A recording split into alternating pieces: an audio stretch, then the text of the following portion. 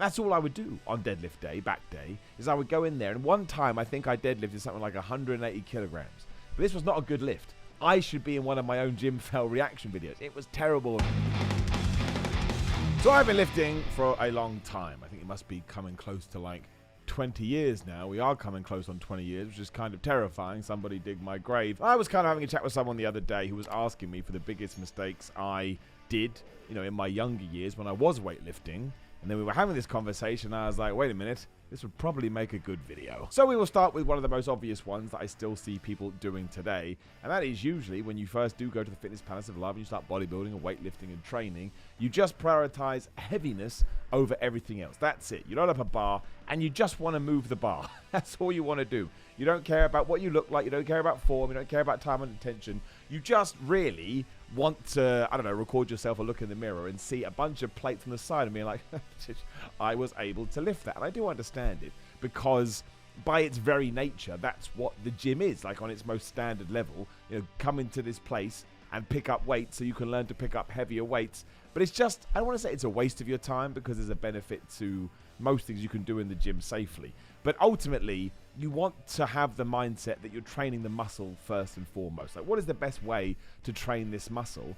And it's not always, in fact, very rarely is it putting as much possible weight as you can on the bar or on the machine and trying to just, rep it out as much as possible, which also ties into one I was going to talk about later, but actually I'll throw the two together, which is this obsession with one rep maxes. And it's definitely something that I was doing in my 20s and my teens. When it's a deadlift or it's a bench press or it's a shoulder press or it's a squat, you go in there with your mates, your bros, or whoever it may be, and you try and outlift each other. And you think, well, how much can I do? Especially on the deadlift. My word, I suppose it's scarier with the squat because you have something on your shoulders. But the deadlift is so easy to drop. And it's why you see so many videos on YouTube and social media doing this.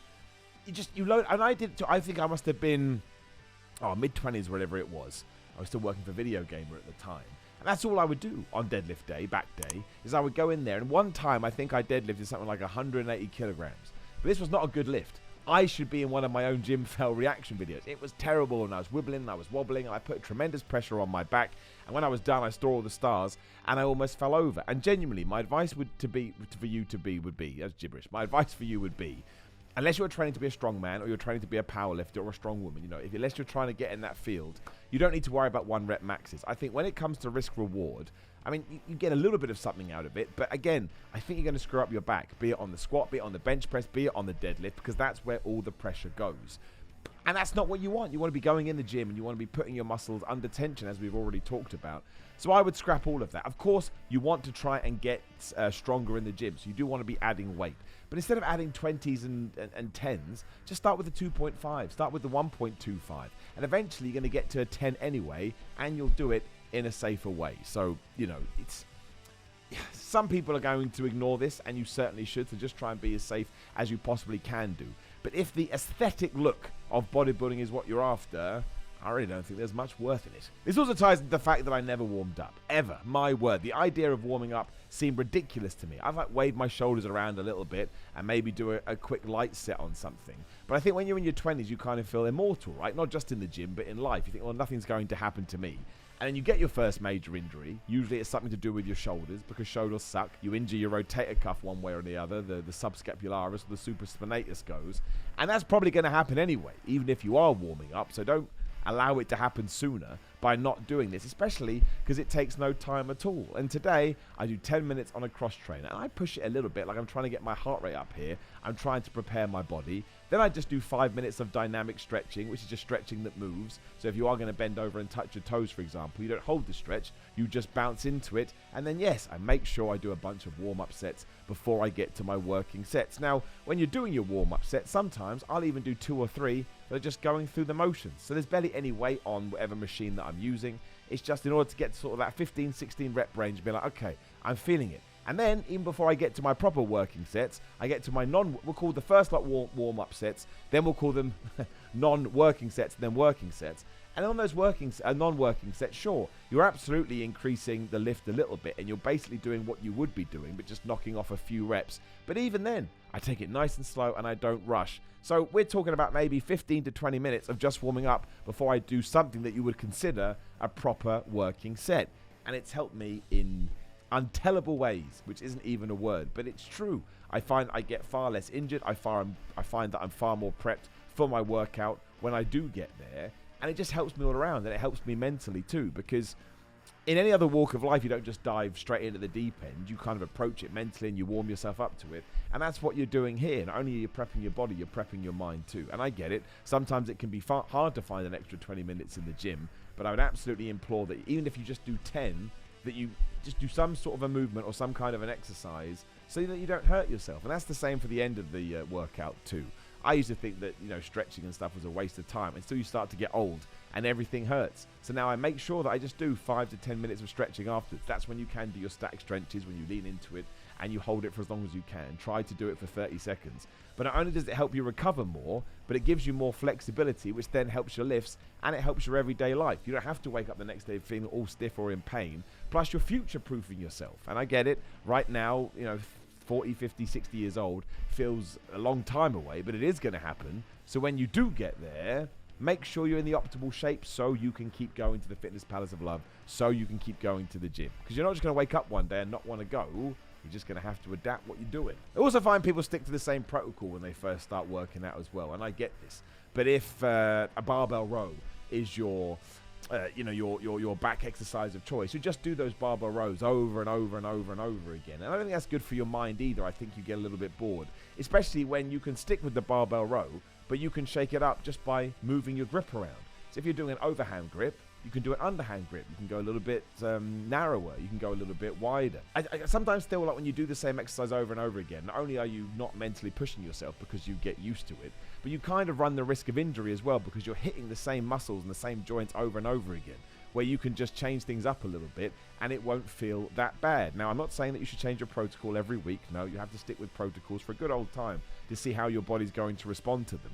But there are many things you can do within those exercises, like we've just discussed, which actually keeps them fresh and probably keeps your body guessing. It's like pull-ups, for example. Okay, let's say you're doing wide grip pull-ups all the time. Well, you can do near grip pull-ups or you can do neutral pull-ups. There's 1,000 other things you'll be able to incorporate there where you can still have pull-up on your plan, so you're not steering away from the protocol and you're not just hammering it over and over again. And I think it's these little things that you pick up just through experience. It's like any walk of life. The more you do something, the more you learn, and then you do give it a go and you do trial and error and you realize, oh my gosh, it's actually working better, which is the same with rest. Maybe I should have started with this.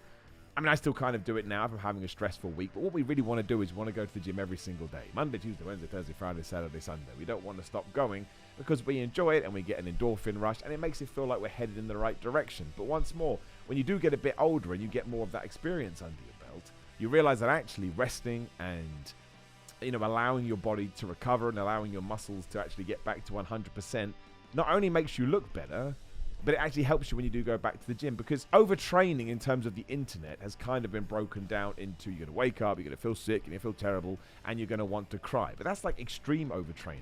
You can still overtrain without realizing it, to the point when you do start getting more sleep and you do start taking a couple of days off, you start looking in the mirror and how you feel overall and be like, oh my gosh, I feel better because I was overtraining. It doesn't have to be something that's totally deliberating or anything like that, which is kind of the same for how we train our muscles too. And I will always talk about this until the cows come home. If you want to do the bro split where you're working chest one day and back another day and arms another day, that is totally cool. But push-pull legs, rest, push-pull legs is something that I'm always going to sing to you, especially because lots of people have got in touch with me to let me know that it's helped them. And you don't have to do push-pull legs times 2, but the major takeaway has to be, and again, I never did this when I was a kid or younger, because people had fed me lies, is that you can train your muscles twice a week. So make sure you're training your chest twice a week. Make sure you're training your arm twice a week.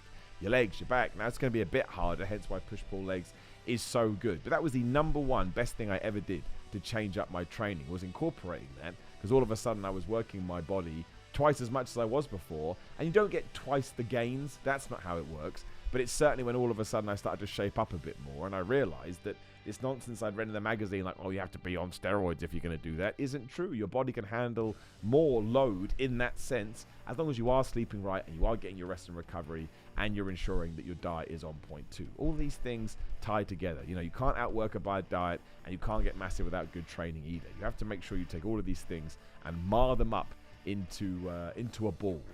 And it could be something that you need to experience for yourself before you do get it. But I certainly went through all that And I know that as soon as I got rid of it, it was far better than it was. I also think it's important to allow yourself to shift when necessary. Sometimes life is going to get in the way. Sometimes you're not going to be able to eat exactly what you want. Sometimes you want to have 90 minutes to go to the gym and you have to get stuff done in 45 minutes.